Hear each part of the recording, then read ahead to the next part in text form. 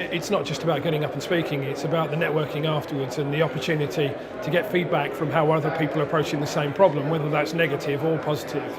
But just getting up and actually putting out there what you're doing often sort of opens the door to a deeper conversation with other companies, which is always useful because, as I say, it gives us some valuable feedback, how people might approach the problem in a slightly different way.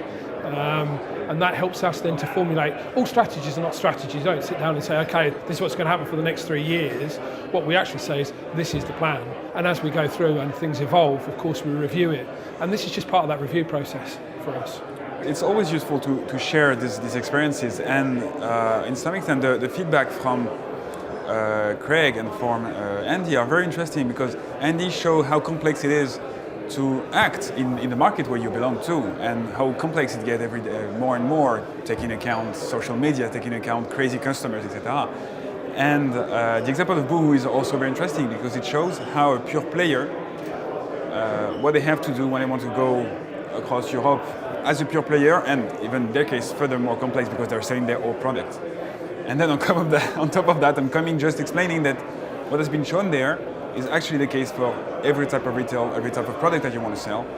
And regardless of your organization, if you're a pure player or a retailer, if you're a group of company or one company, and this sharing of experiences is very, very interesting. And I'm very keen to going into many conferences like that, because you always get one bit of information that's it.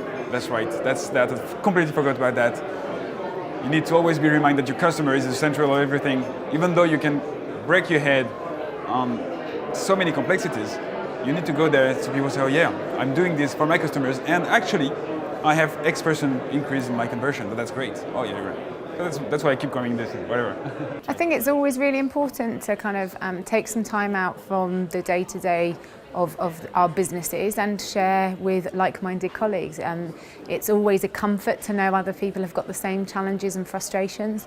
It's also always a comfort to know that your thought process and your aspirations for the industry or for your own business are in line with what other people are seeing, because otherwise it'd be a bit of a lonely place if you were kind of out on an island really with your point of view. So I think it's important to do that, because it's also very easy to kind of lose touch with how fast the industry's moving and the point of views are when you're in an organisation dealing with the day-to-day. I think it's great to have our thoughts confirmed or challenged.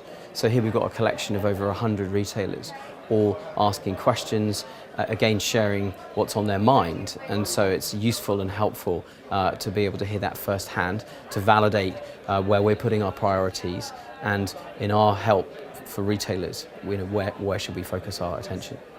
I think it's building relationships. UK is a new market for us, being a Swedish company, building relationships with Tier 1, building relationships with Magento in the UK, and meeting other UK retailers, just looking at the e-commerce strategy, hearing their thoughts about the UK market. All of these things are quite exciting. We have a very strong shared interest with retailers, because retailers use Google, not just search, but YouTube, Android, all the things that we do to help their business. So the more that we can work with retailers, from an early starting point, to understand what they need from us, and then build the products and the things that we do to help them, then it's mutually beneficial.